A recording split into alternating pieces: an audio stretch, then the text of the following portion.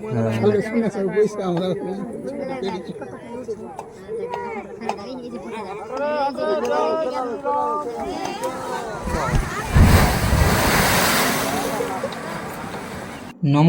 আমি দেবব্রত মণ্ডল। আর খুব দুঃখের সাথে জানাচ্ছি যে আবার আজকে শ্রীকান্তটোলা গ্রামে কদম গাছের সামনে বিশাল পরিমাণ নদী ভাঙন শুরু হয়েছে।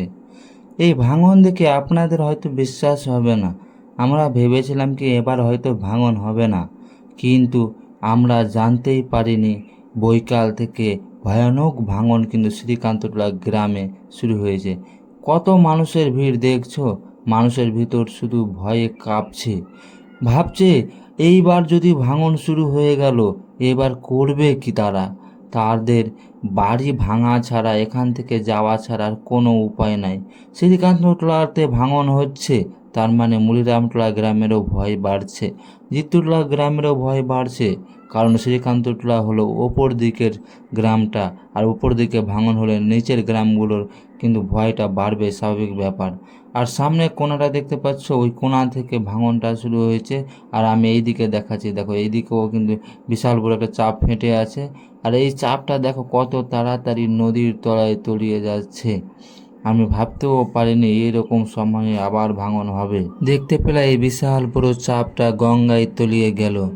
এইভাবেই একটার পর একটা চাপ তলিয়ে যাচ্ছে গঙ্গা নদীতে, আর মানুষগুলো শুধু ভয়ে দিন কাটাচ্ছে। সরকারের পক্ষ থেকে এখনো পর্যন্ত কেন একটা স্থায়ী কোনো কাজ করা হচ্ছে না আমরা ভেবেই পাচ্ছি না। আমরা নতুন সরকারের কাছে কত আবেদন করলাম, তবুও কিন্তু কোনো কাজ করার সিদ্ধান্ত নিল না। শিব মন্দিরের সামনে যে গাছ হচ্ছে বাঁশের খাঁচা দিয়ে, সেই কাজ দিয়ে কিন্তু কোনো কিছু থামবে না। আর সামনে কদম গাছ দেখতে পাচ্ছ, ওই বড় কদম গাছটা, ওই কদম গাছের কিন্তু সামনেই নদী ভাঙনটা হচ্ছে। আর মানুষজনের ভিড় দেখো, কত মানুষজন, সবাই কিন্তু দেখতে আসে দূর দূর থেকে কি কীরকম অবস্থা, কীরকম নদী কাটছে। কিন্তু সরকার আসছে না, সরকার দেখছে না। তা সরকার যদি না দেখে তাহলে কে দেখবে, কে বাঁচাবে বলো? তোমরা যত পারো কিন্তু ভিডিওটা শেয়ার করো, কারণ নদী ভাঙন শুরু হয়ে গেছে শ্রীকান্তটোলা গ্রামে। আর মানুষজনেরও দেখতে পাচ্ছ ভিড়, প্রচুর মানুষজন। আর এখান থেকে ভাঙন হচ্ছে মানে কি, এটা হচ্ছে শ্রীকান্তটোলা, সামনেই হচ্ছে তোমার মুলিরামটোলা, জিত্তুটোলা।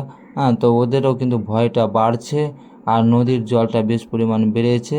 আর এই জায়গাতে কিন্তু বৈকাল থেকেই ভাঙনটা শুরু হয়েছে, আর প্রায় সন্ধ্যা হয়ে গেল, ভাঙন কিন্তু থামেনি। তো আজকের ভিডিওটা বেশি বড় করব না, আজকের ভিডিওটা তোমরা যত পারো শেয়ার করো। আর নতুন সরকারের কাছে আমাদের সবার একটাই আবেদন কি যত তাড়াতাড়ি পারো একটা স্থায়ী কাজের সমাধান করো, স্থায়ী কাজ করো, না হলে কিন্তু আমরা বাঁচবো না, আমরা কিন্তু শেষ হয়ে যাব।